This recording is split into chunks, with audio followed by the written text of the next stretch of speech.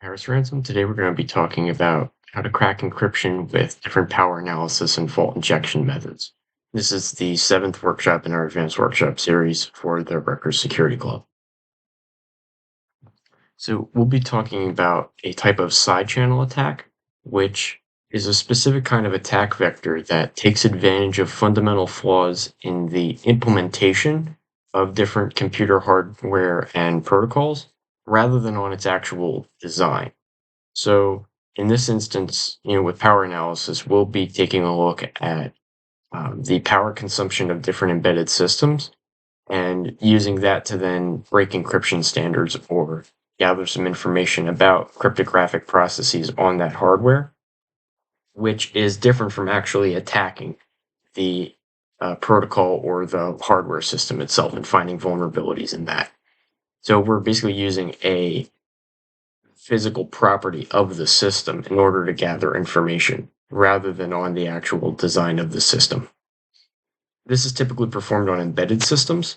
This is because the attacker normally has to have full physical access to the device in order to perform the attack, especially when you're doing fault injection methods, where you're actually introducing, for example, voltage spikes or clock jitter into a system rather than just passive monitoring. With power analysis, you don't necessarily have to have full physical access, but it definitely does help.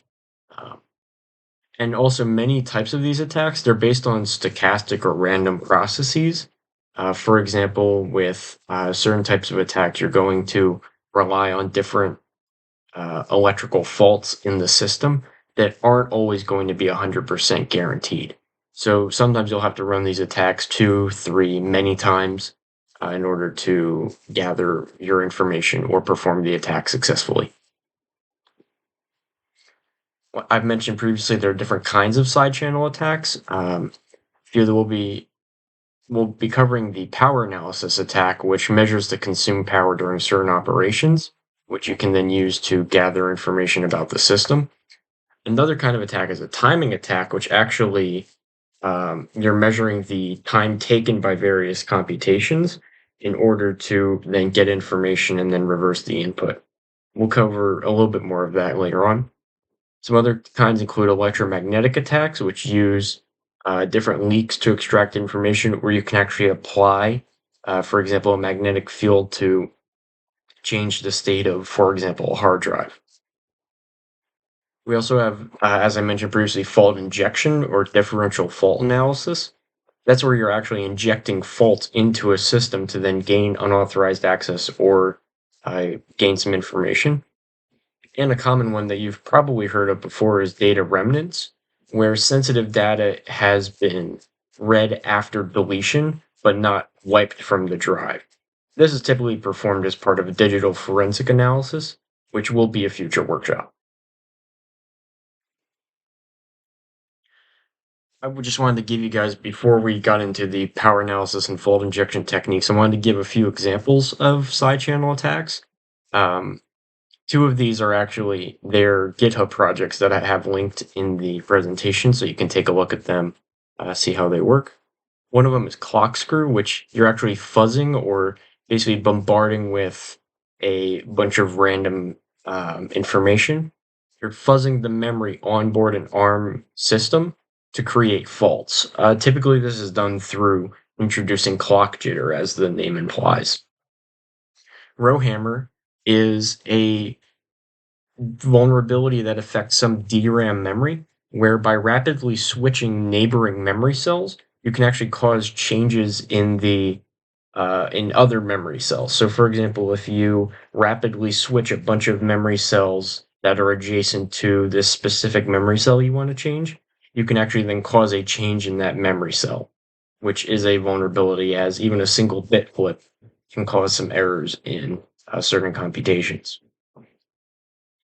And lastly, there was also JTAG boundary scan vulnerabilities, where you use what's called a joint terminal action group, or a JTAG connector, which is typically used as a debug connector for hardware systems to then analyze that hardware on the embedded system and exploit its vulnerabilities. Now we're going to be taking a closer look at fault injection. So this is one kind of side channel attack that's very commonly used for hardware hacking. In this case, fault injection is the act of creating small hardware corruptions, very minute hardware corruptions, in order to circumvent security mechanisms. It's all about running the hardware outside of its normal operating parameters. So, for example, if a digital system is designed to run at 5 volts, we could be running it at 5.1 volts. Or if it's designed to run at 3 gigahertz, we can run it at 2.95 gigahertz for a small period of time, different things like that, where we can cause small faults to appear in the hardware that won't necessarily break it entirely, but will cause it to change its behavior in erratic ways.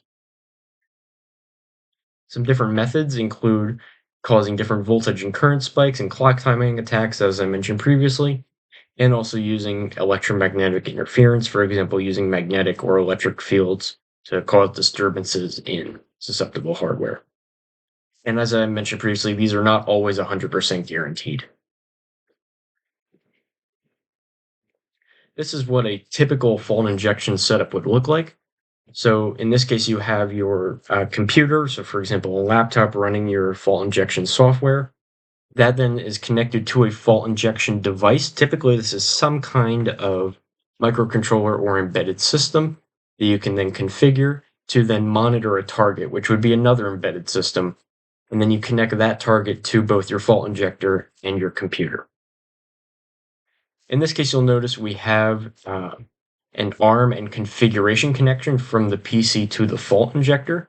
We'll get more into that, but what that allows you to do is to configure and then trigger your fault injector to then perform the injection attack.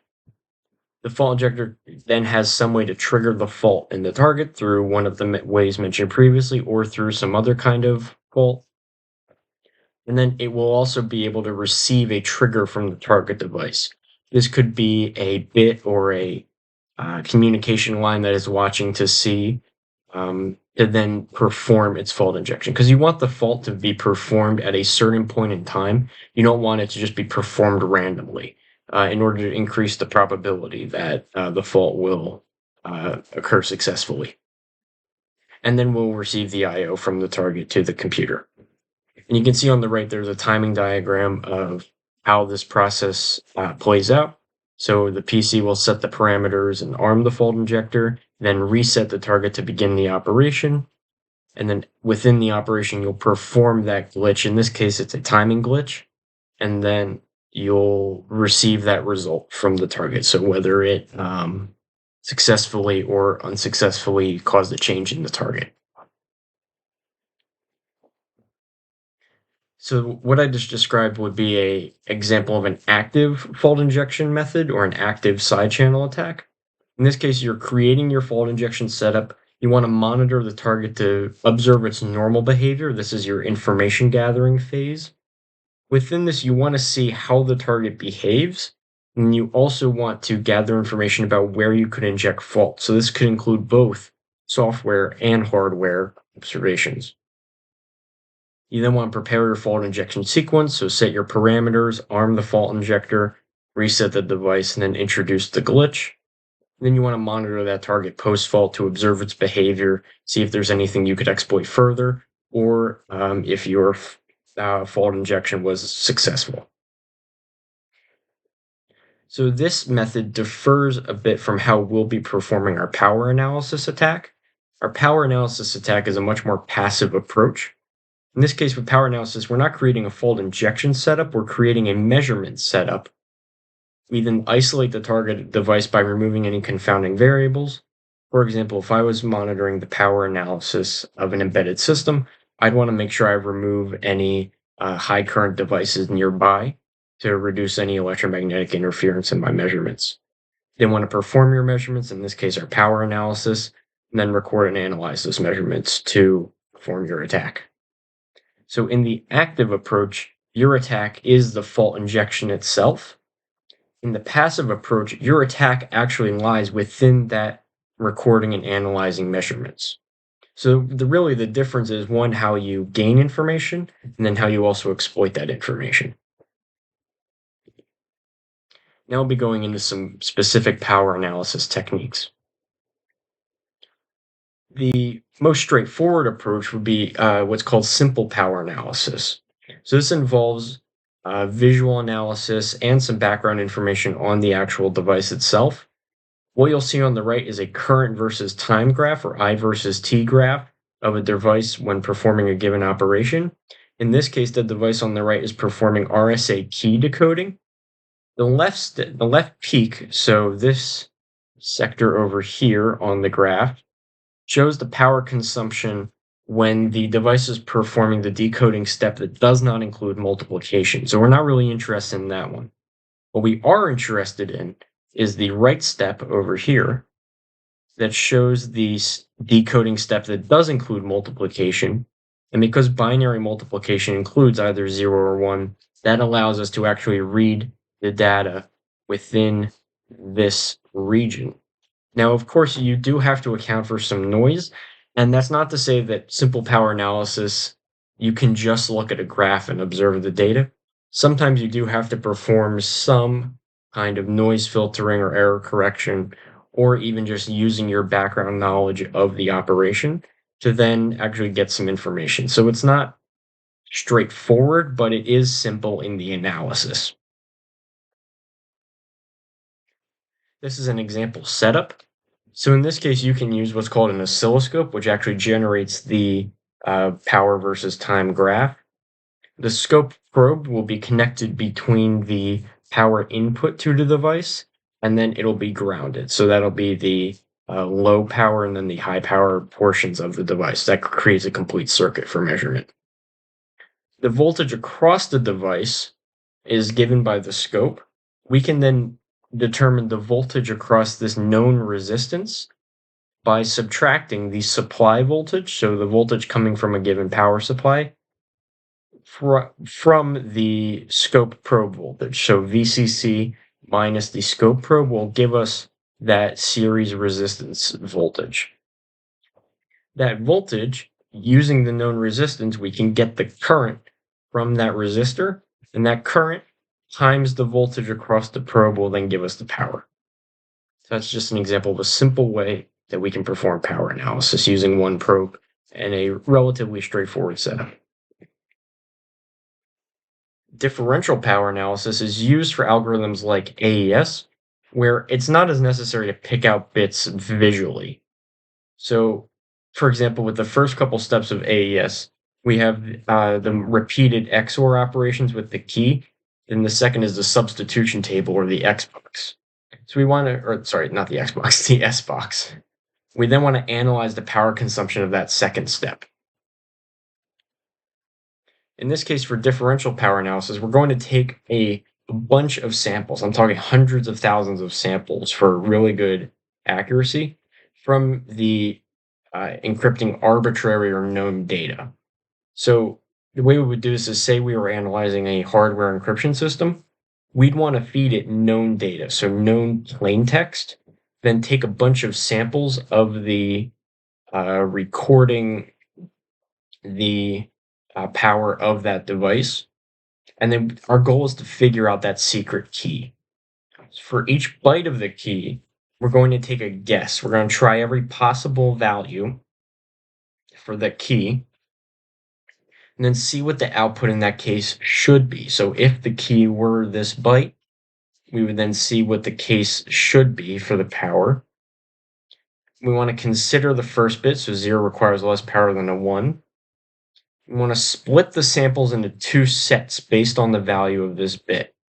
So if we analyze the output power, we want to split it into a 0 group or a 1 group. If we did guess the key correctly, we should see a significant difference in the power consumption between these sets. If we didn't, the power consumption should be relatively the same, or within a standard deviation, because we didn't guess the key right. So it's not going to be an exact match to the power samples. Over here, these are some example graphs of differential power analysis. So you can actually see over here, this is where the different groupings are. So group 0, group 1, different means. And then when you subtract the means, when you have a large spike like this, that means that your guess is most likely correct. In this case, you can see trying different key combinations from 96, 97, 98. And within the difference, you can see 97 is the most probable at that position. And this was a sample of 50, so you can see there is actually a lot of noise. What an increase in the sampling would do would reduce that noise. So it would make it easier for the difference of means to visually, um, pick out a maximum, or even programmatically pick out a maximum, not just visually. Otherwise, you'd have to employ some uh, noise correction or some error correction algorithms. For correlation power analysis, this involves, rather than just subtracting the means or performing visual analysis, this involves actually statistical power analysis of the power consumption from a crypto system. You're able to extract the information from signals that would be too noisy for simple power analysis, and it requires less samples than differential power analysis. That's really where the trade-off is with correlation power analysis. You're going to do a lot more analysis, but you require less samples and you can perform it on more noisy signals. Most modern digital oscilloscopes, that's the device that records power information over time, they can log their data to a computer, which can then be used in the statistical analysis, error correction, and signal processing operations that you perform for correlation power analysis. In general, for correlation power analysis, you first create a model or a guess of the target's power consumption. You then want to record multiple power consumption samples from your cryptographic operations. These will be treated as your samples in your statistical analysis. And then you're going to break apart the secret key into individual subkeys. And then for each of those subkeys, you're going to consider each possibility, calculate its hypothetical value, and then determine the subkey that then best correlates to that sample data. So, for example, that you would, if you were performing this on an AES or RSA algorithm, you consider each of the possible subkeys, and then for each of those subkeys, you then calculate, well, what's the hypothetical value given my guess, my model? I'd want to calculate that hypothetical value of what the key should be. And then given that, that key, that the hypothetical power requirements of that, then match it to the subkey that correlates to the sample data. That's really where this is a correlation power analysis. The analysis in this algorithm is solely dependent on your correlation between the guess and your calculation of the hypothetical value versus the measurements that you take. What's nice about that is with fewer measurements, you can correlate it strongly using statistics to your guess, to your hypothetical values. And then after you do that for each of those subkeys, you then combine all those to get your secret key, your private key. So knowing all this, knowing the fault injection and the power analysis techniques that we've gone over, what can we gain as engineers, scientists, researchers, and security practitioners? What can we gain from this information? So first, there are a number of security and design considerations that we'd want to take into account. Power analysis, as we have described, is not normally detectable by a target device, since it is a passive process. Thus, we can't actively detect the power analysis operation, so any device that we're building that could be susceptible to power analysis must account for those power variations. Typically, with visual power analysis, public key systems like RSA aren't very vulnerable due to their construction, as we've discussed in previous workshops with their how the encryption standard is actually built. Certain algorithms will be more or less vulnerable to power analysis. Public key systems generally are not as vulnerable, especially because you're relying on two separate keys, and yeah. So overall, it's not as vulnerable, but it still is vulnerable. It should still be taken into consideration. One thing that should be definitely avoided with power analysis is conditional branches, because especially for simple power analysis, visually observing the graph of the power, you can easily pick out where certain conditional branches are taken or not taken, especially if certain branches have varying power requirements. And so those are something that we should avoid or at least minimize within not only cryptographic methods, but also in the implementation of them in embedded systems. And likewise, embedded system designers should also take care to ensure that optimizations to these encryption standards and to their architectures do not affect the security of the cryptographic algorithms, especially when related to power analysis. So, for example, this would be like if you optimized addition, or for example, especially with AES, if you optimized XOR versus multiplication, uh, that optimization could definitely change the power requirements for your embedded system. And that optimization will then exacerbate the difference between the two operations, making visual power analysis even easier. That's just one example of a consideration that you'd want to take into account. In future workshops, we actually are going to be using, or at least borrowing, some concepts from side channel attacks. We have a lot more cryptography workshops coming up, and as we've seen, cryptography can be broken using power analysis within an embedded system. So even if your encryption standard is 100% mathematically guaranteed to work, um, there's always going to be some physical constraint that a hardware system can take advantage of to then break that encryption. So there are some considerations for that for cryptography. For console hacking, a lot of game consoles have actually been broken using side channel attacks, and I believe you'll see some of that as we go into some console teardowns and some of the vulnerabilities related to game console hacking. With electronic communication protocols, if you introduce false or wrong values into a communication channel, you can change the behavior of those connected devices. And we'll see how introducing clock jitter or erroneous values or high or low voltage spikes can greatly affect communication channels, even just on a single bit. For FPGAs, I think, are particularly vulnerable to fault injection due to their reliance on external components, so external memory, external flash, and their high levels of sensitivity and integration. So normally FPGAs are integrated on a system on a chip, or an SoC. So they're not just an FPGA chip. They're integrated with a processor, with a real-time processor, with a graphics processor sometimes for particularly large SoCs. And so they can be particularly vulnerable to fault injection because you've got so many moving parts within that system that you can then find multiple ways to perform fault injection.